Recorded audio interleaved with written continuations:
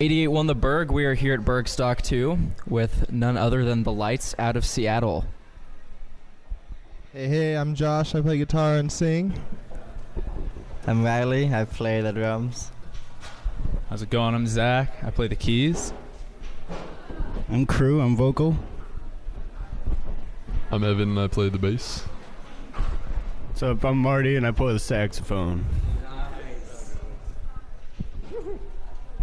So what's the motivation and the message behind this band? The message and the motivation behind the Lights was that each individual instrument and each individual person is an illumination of their own individual self. So they themselves are the light. So that's the whole message behind it. To inspire people to realize exactly the insight power of the inner person and to walk with God, and God will show them exactly the direction and the brightness they need to evolve to. And that's just the whole entire thing behind the Lights.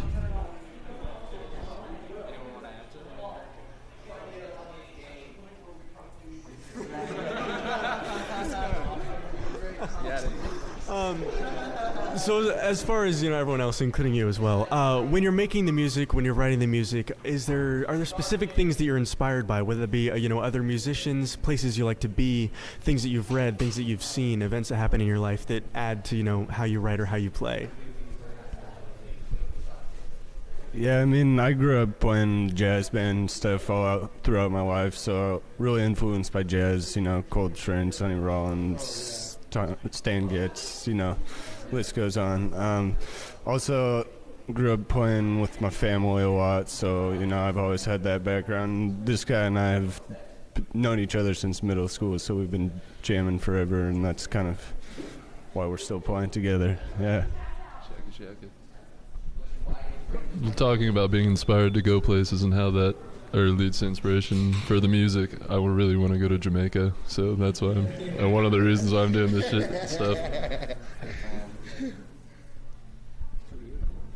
Well, a lot of the basis for my music too, and the keyboard and piano and stuff, is from jazz and a lot of stuff. Listen to a lot of Oscar Peterson, a lot of the old jazz stuff, but I've played a lot in a lot of different styles of music too, and music production, and sort of that relates back to this in a lot of different ways, with just different approaches to theory maybe than some other reggae bands. Definitely going to live shows.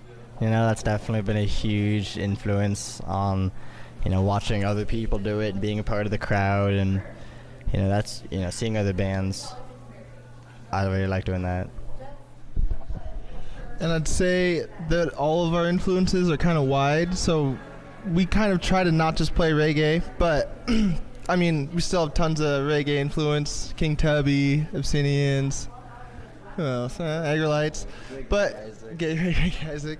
But yeah, I think we take a lot of influence from everything separately and stuff. But yeah.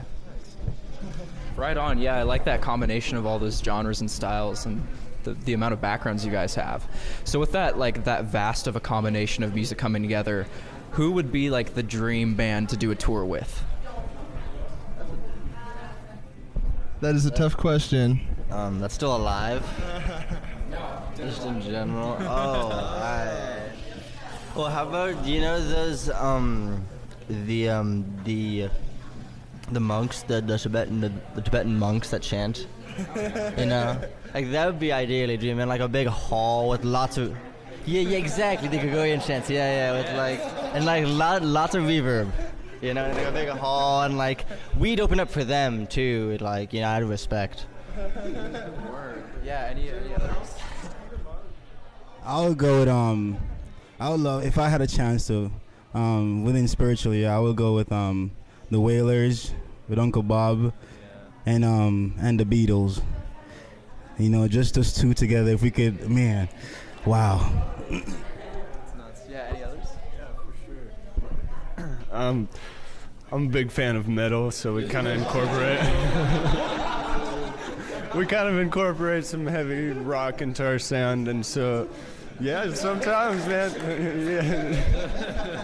Yeah. Yeah, I'm trying to get an effects board and get some distortion on it. No, there's a band called 12 Foot Ninja that's like reggae metal. Hell yeah. All right. That's it. That's what I was going to say. All right. So you guys were talking about live shows and how they're important, at least to inspire you guys. What makes a live show, both as an audience member and as a performer, really, really good? Lots of people. Yeah, definitely having like a crowd there, like people dancing. You know, like the more people, the better, pretty much. Yeah. Sort of to echo that a little bit, it's just sort of synergy with the band and the crowd and the music and sort of movement, like he's saying, people being really engaged, like really, I guess, sort of just engagement between the performer and the people being performed to. It's really important. And the other bands, like, you know, like a group of good bands in the same gig, you know, touring together and stuff, that's always cool. It makes a good show. So going off of that then, what's the best show that you've played thus far in your experience being this band? Dante's, yeah, Dante's. Creed, you want to talk about? Yeah, I think, honestly, to be honest with you, almost every show we have done has been a spectacle, because all we're trying to do is just really provide a message to the people, because we are just about unifying the human race, you know, whether what skin color you are, whatever ethnical background you are, whatever perception you may have, is just basically find a common ground to unify. So almost every show we've done, we always brought out people, whether if it's a small or a huge crowd, they've always been emotionally attached to what the message we're spreading. So that's just been the key for me. So I don't have a particular one, I may say, but yeah, it's just about the inner energy intertwining with whoever the audience may be, whether it's small or large, you know. It's all about love and spreading the message. That's the most important thing for all of us, you know. So what is, for each of you guys, your favorite part about being in this group? I mean, there's obviously quite a few things that rock about it. Honestly, like, I'm one of the newer additions, so I was kind of off the charts on music a little bit when I was in school and stuff, and kind of fell by the wayside, but then these guys got me back playing, so I'm playing a whole lot more now, so that's been great.